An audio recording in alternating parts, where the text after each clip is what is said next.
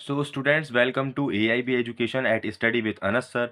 Today I will be learn in class 11th accounts chapter number 5 accounting equation. So today I will be start in illustration number 7. क्यों? मैंने आपसे last class में कहा था कि chapter number illustration number 3 तक मैंने आपको कवर अप करवा दिया था और मैंने आपसे कहा था कि इलिस्ट्रेशन नंबर 4 आपको खुद करना है। बट जब मैंने आगे रीड किया तो मैंने देखा कि इलिस्ट्रेशन नंबर 6 भी काफ़ी ईजी है। आप इजीली इसको कर सकते हो, बट अगर इन केस आपको इसमें कोई भी प्रॉब्लम आए तो आप मुझे कमेंट करके बता देना, मैं इसके ऊपर ही वीडियो बना दूंगा। बट आज हम स्टार्ट कर रहे हैं illustration number 7। So let's start. तो मैंने इसके फॉर्मेट के अंदर ट्रांजैक्शन सेक्शन नहीं बनाया। क्यों? क्योंकि ट्रांजैक्शन का जब सेक्शन बनाते हैं तो काफ़ी एसेट्स और लायबिलिटी की इक्वेशन सॉल्व करने में काफ़ी घिचपिच हो जाती है। तो मैंने सेक्शन नंबर बना दिया जिससे आपको पता चल जाएगा, मैं नंबर डाल दूंगा कि कौन सी ट्रांजैक्शन में कर रहे हैं। ठीक है, तो पहली ट्रांजैक्शन हमसे क्या कह रही है? पहली ट्रांजैक्शन डालते हैं, Manu started business with cash. Cash लेके आ रहा है भाई, कैश का कॉलम बना दो।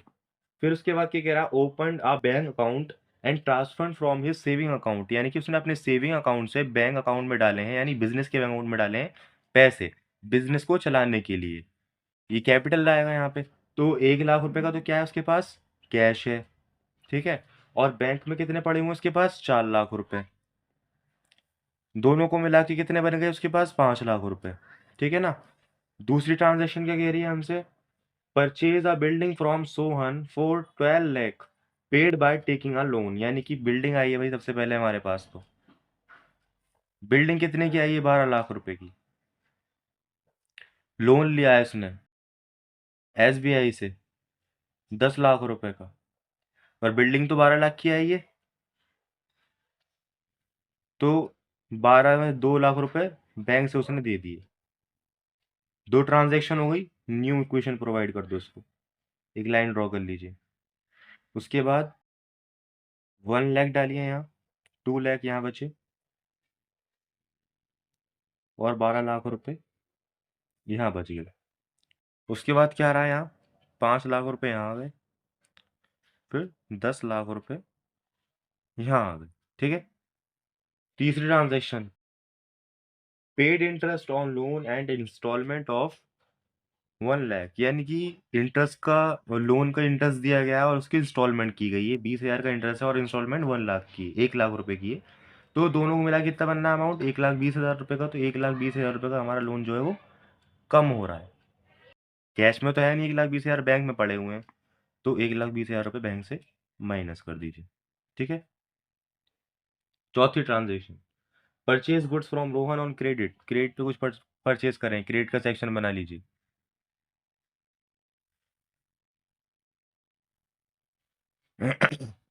स्टॉक आया है हमारे पास। ठीक है। कितने का परचेज करें हमने गुड्स? 1 लाख रुपए का। 1 लाख रुपए यहाँ बढ़ा दीजिए। न्यू इक्वेशन प्रोवाइड करिए, क्योंकि हमारी दो इक्वेशन हो चुकी है। 1 लाख रुपए यहाँ आ गए कैश के अंदर, इसमें से 1,20,000 रुपये हमने घटाए, तो कितने बचे? 80,000 रुपये। यहाँ पे 12 लाख रुपए हमारी बैंक बिल्डिंग है, 1 लाख रुपए की गुड्स है हमारे पास, और लाइबिलिटी साइड में 5 लाख का कैपिटल, और यहाँ बचे 8,80,000 रुपये। यह 1 लाख रुपए के क्रेडिटर। पांचवी ट्रांजेक्शन, वो क्या कह रही है हमसे? Goods return to Rohan costing, यानी 20,000 रुपये गुड्स जो है वो रिटर्न कर दिए हैं।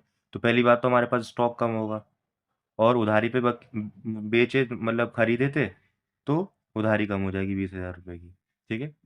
छठी ट्रांजेक्शन कर दो, sold goods costing 40,000 for 50,000 to credit to Ram, यानी कि गुड्स बेचे गए हैं 40,000 रुपये के, गुड्स कम हो गए हमारे पास 40,000 रुपये की। ठीक है। कितने बेका है उनको? 50,000 रुपये बेका है, बट वो बेका क्रेडिट पे है, उधारी पे बेका है। तो यहाँ डेटर सेक्शन बनेगा एक। ठीक है। कितने का बेचे हैं? 50,000 रुपये का, तो यहाँ डेटर आ जाएगा।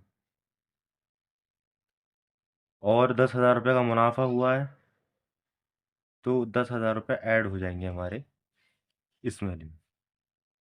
सॉरी सॉरी, यहाँ नहीं होंगे। 10,000 रुपये हमारे ऐड हो जाएंगे इसमें। प्रॉफिट के अंदर। ठीक है, दो इक्वेशन हो गई, इसको सॉल्व कर दीजिए। न्यू इक्वेशन पे आ गए, ये लाइन ड्रॉ करिए। 1 लाख रुपए,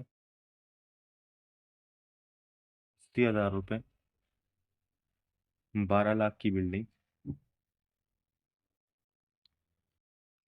यहाँ कितने बचे हमारे पास, माइनस माइनस प्लस 60, 40,000 रुपये बच गए। 50,000 की डेटर आ गए, 10,000 का मुनाफा पहुंच गया, 8,80,000। और इसमें से हमने हटा दिए तो कितने बचे, 80,000 रुपये। इसको सॉल्व करते हैं पहले हम। 12, 13, 13 80, 13 80, 14 30, 14 70, 14,70,000 रुपये का अमाउंट है इधर हमारा। और इधर कितने का आ रहा है हमारा, 60, 9,60,000, 14,60,000, 14,70,000, बिल्कुल ठीक है। ठीक है, अब आगे बढ़ते हैं, न्यू इक्वेशन पे आ जाएंगे। सातवीं इक्वेशन ये कह रही है हमारी, to goods from business for personal use, यानी कि गुड्स लिए गए हैं बिजनेस से पर्सनल यूज से।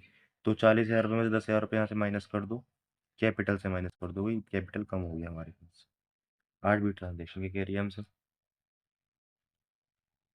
एक्रूड इंटरेस्ट, यानी कि क्या है, एक्रूड का मतलब बताया था कि कमा लिया है बट आया नहीं है, 5,000 रुपये का आ रहा है हमारे पास ट्रांजेक्शन।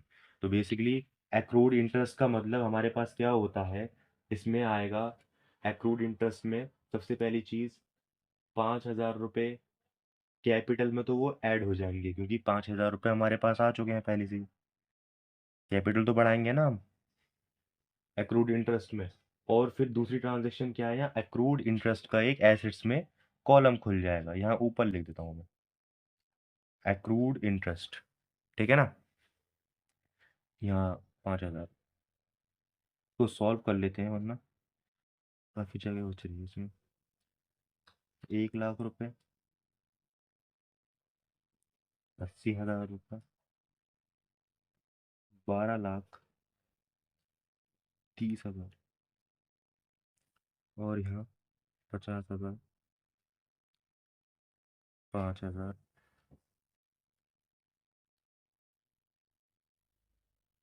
हम्म, और क्या है इसमें, 10,000 रुपये माइनस करने हैं, तो यहाँ 5 लाख ही बचेंगे हमारे पास। और 5,05,000,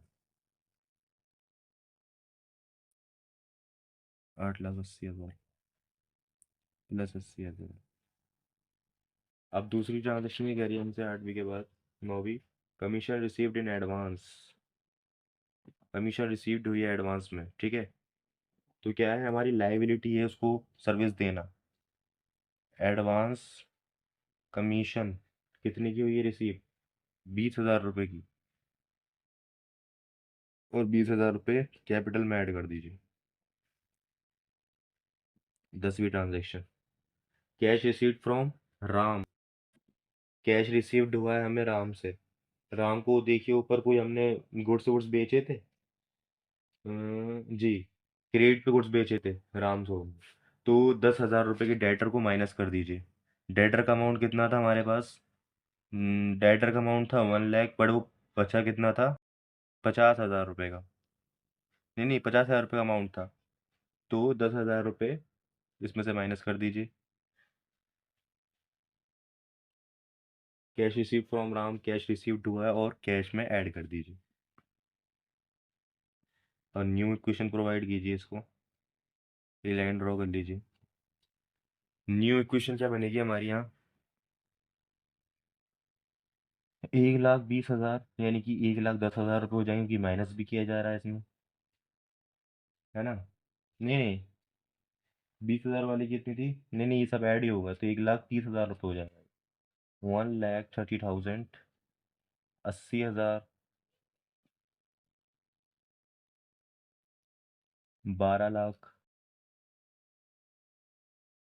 30,000, ये बन गया 40,000, 5,000,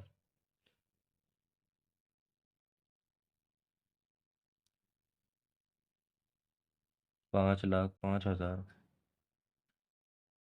8,80,000 एंड 80,000 प्लस 20,000।